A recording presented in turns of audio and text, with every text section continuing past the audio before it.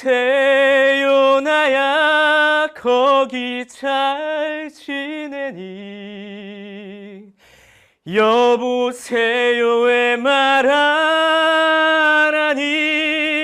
그대를 다시 불러오라고 미친 듯이 외쳤어. 어제 제가 노래방을 갔죠. 소주 한 잔을 불렀습니다. 지금도 그 감성이 남아있는 것 같아요. 근데 거기서 궁금했던 거야. 뭐가 궁금했냐면 소주가 궁금했습니다. 제가 좀 요즘에 속상한 일이 있거든. 속상한 일이 있어서 소주를 막 들이키고 노래방에서 막 이 노래를 불렀는데 뭐가 궁금했냐면 소주 한 병이 따르다 보니까 7잔이었다는 거죠. 여보세요? 얘들아? 소주 한 병이 뭐? 7잔이야.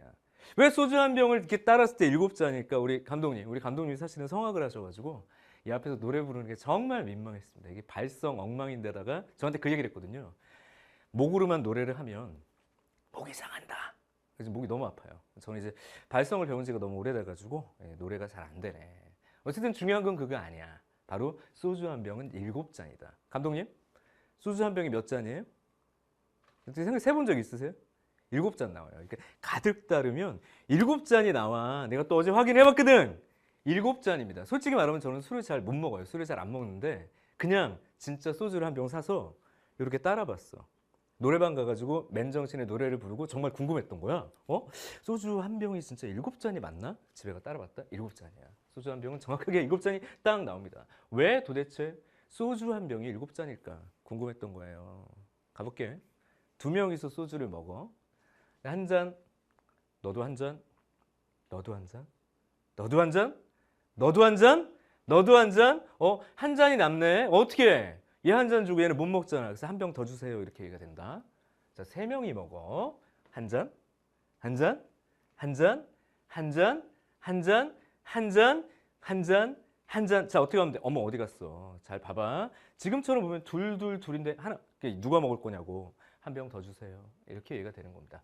4명이 먹어. 이거 어떻게 돼? 야, 난 뭐야? 한 병 더. 놀랍습니다. 5명이 먹어도 그렇고요. 6명이 먹어도 그럴 수밖에 없겠죠. 7명이 한 잔 먹고 끝날 리가 없잖아? 그럼 어떻게 하는데 한 병 더가 되겠지. 무슨 얘기야? 어떤 상황이 돼도 무조건 한 병 더를 외치게 하는 바로 소수의 신비가 여기 있다는 얘기입니다. 이거 분명히 계산해서 만든 게 아닐까. 잘 봐요. 소수는 일과 자기 자신만을 약수로 갖는 녀석이야. 그럼 만약에 예를 들어볼게.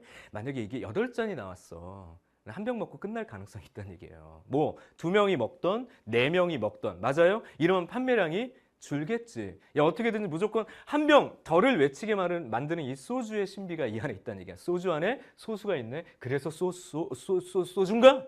소수가 들어가서 쓸데없는 소리 하지 말고. 자, 어쨌든 그렇다는 얘기야. 자, 잘 봐. 모든 것들은 다 내가 보기엔 이게 좀 계획적인 것이냐, 내가 이제 해석을 그렇게 한 것이냐, 우리 수학하는 사람들이 그렇게 해석한 것이냐, 아니면 계획적이냐.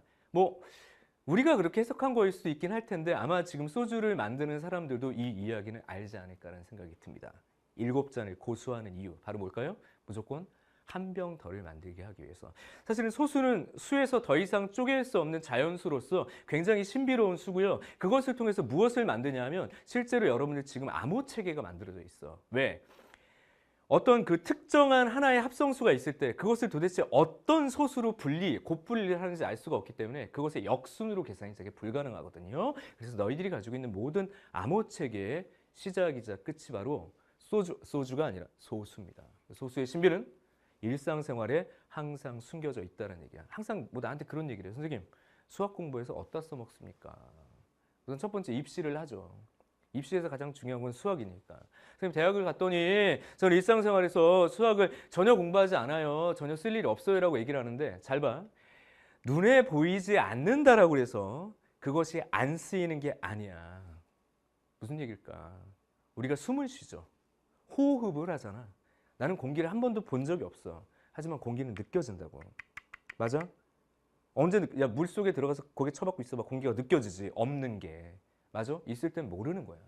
수학은 그런 거라고 봐야 돼. 수학은 니들이 그냥 일상생활할 때 어디나 공기처럼 존재하지만 평소에 못 느껴. 하지만 수학이 없는 순간에 느끼게 된다고. 내가 지금 예를 들면 암호 체계에서 소수의 신비가 없으면 우리 암호는 항상 뚫리게 돼 있어요. 암호 체계를 만들 수 없다고. 너희들이 느끼지 못하는 모든 공간과 시간, 모든 상황 하에서 수학은 쓰이는 거야. 게다가 뭐 소주를 먹는 그 순간에도 니네 이제 대학교 가서 대학교 MT 때 내 얼굴이 떠오를 거야. 선배들이 소주를 딱 갖다 놓으면 정영경이 그때 소주 한 잔 부르면서 소수 얘기했던 떠오를 거야. 절대 잊혀지지 않을 겁니다. 수학은 너희들이 인지하지 못하더라도 보이지 않고 평소에 느끼지 못하더라도 공기처럼 항상 너희들에게 있는 것이다. 그리고 마치 공기가 없는 곳에서 어떤 공기에 아주 소중함을 느끼듯이 너희들이 수학이 없는 어떤 순간에서 수학이 사라진 어떤 순간이 생긴다면 그때는 느껴질 거야. 제가 오늘 왜 이 자리에 서 있을까요? 바로 수학은 언제나 여러분 근처에 있다. 수학하는 남자, 문제적 남자, 뇌생남 정영경이 전달하는 수학의 이야기. 여보세요 얘들아. 수학은 항상 너희들에게 있다. 아무리 불러봐도 대답 없는 그녀가 아니라 수학은 부르면 너희들 옆에 항상 존재한다는 거지. 수학 공부할 때 수학의 소중함, 수학의 가치 이런 것들을 잘 느꼈으면 좋겠어요. 항상 하는 얘기지만 수학이 단순한 문제풀이로만 끝나서 너희들의 점수로 정량화시키는 그런 과정으로 설명되는 것이 모두 다 수학인 게 아니야. 수학은 굉장히 광범위한 겁니다. 그 중에 하나가 어떤 평가의 도구로서 쓰이고 있는 거겠죠. 자부심을 느껴야 돼. 대한민국은 수학을 정말 잘하고요. 수학 공부를 굉장히 열심히 하고 그 중에 한 명이 너인 거야. 당장 점수가 높건 낮건 수학은 신비롭고 아름답고 굉장히 우리를 편안하게 해주고 소주처럼 아름답게 해주는 것이다. 그 가치를 잊지 않았으면 좋겠어요. 수학하는 사람으로서 오늘 이 자리에 섰습니다. 자, 오늘은 여기까지예요. 이상 정영경이었습니다. 여보세요 나야